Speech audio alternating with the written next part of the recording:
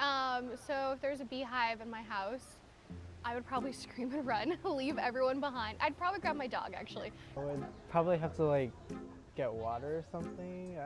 So I'd probably just call somebody and exterminate them, which is really bad because I love the bees, but I don't want to deal with them in my house. I guess firstly I'd get out of my house and then I would contact exterminators and get them to remove them, I guess.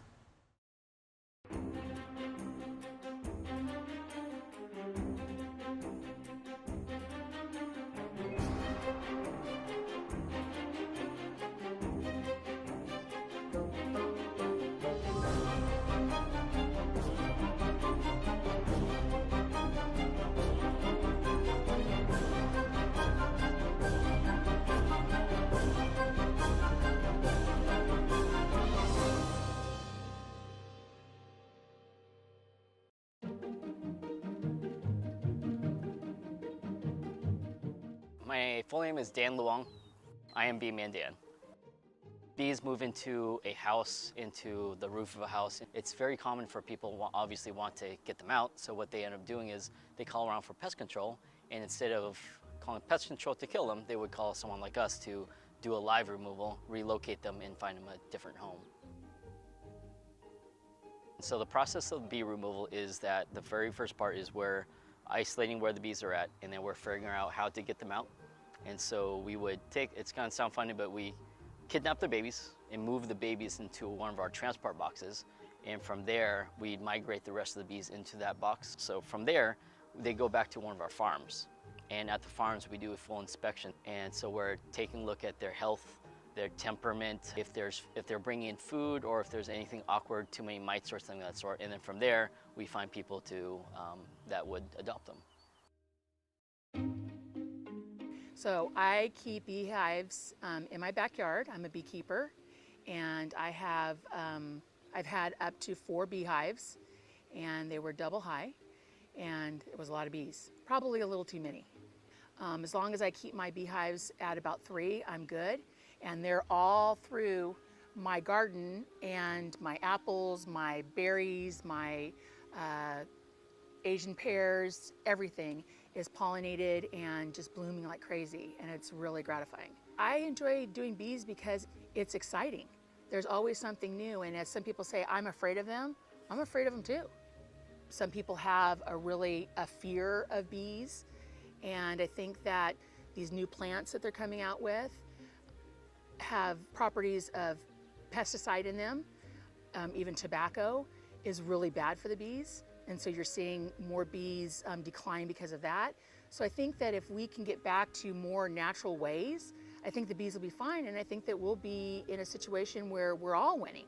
But instead, we continue to try to take shortcuts for the problems that we have. And when we do that, we don't realize that we're actually upsetting the whole ecosystem on some level. And so it does impact us. So what would affect the decline of bees is pretty much everything that we do as a species. The more and more that we can not use those pesticides, the better it is for us, the better it is for the bees. I mean, I think it's better all the way around. The reason why bees are so important and why we should save them is when you poison a beehive, there's honey, there's pollen, and there's a bunch of literally dead bugs. It's like a full buffet. So you're gonna have rats, you're gonna have mice, you're gonna have lizards eating the bees, dead bees, and so now they're poisoned too. And so it's a whole ecological fallout. And we're working with nature and we're working with their behavior the best that we can. When you use pesticides, it's a poison, it's a toxin that we're putting into the environment.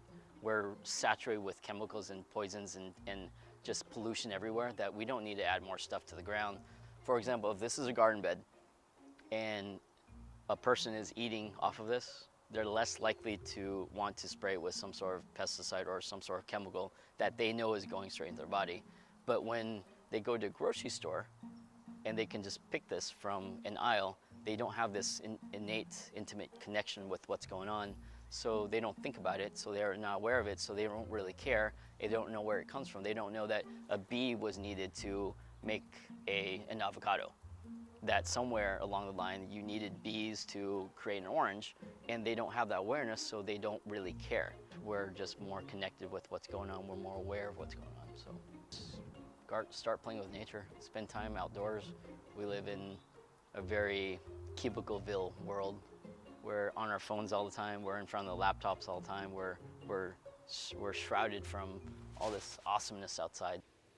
You have to have a mutual respect for them, and I think that that's what makes it exciting, is that you never know what you're going to get, but you know in the end there's going to be honey, and you know in the end there's going to be a garden, and you know it's going to be really plentiful, and it's nice to get back to nature, especially in the world that we live today, where there's just so much pressure and so much chaos. To be out in the garden and to be working with bees and to be really calm, it's really peaceful.